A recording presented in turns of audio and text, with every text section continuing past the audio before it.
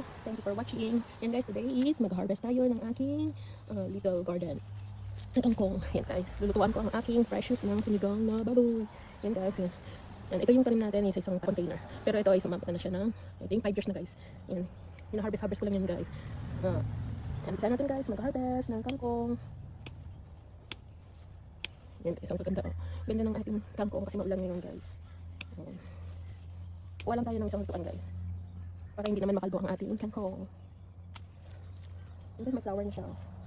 May flowers na ang ating kangkong. Kita nyo guys, yan, white. Ang gaganda ng ano guys, ang dahon. Yan, binabad ko lang siya guys sa water. Nakakamiss na yung maggulay. Yan.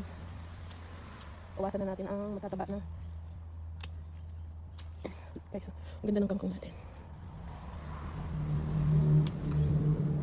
Kailan ko ito lang guys na harvest? I think sa mga 3 weeks ago.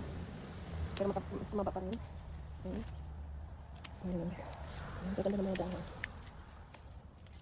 Pipitin lang ating iha. Pipitin na natin ang matataba.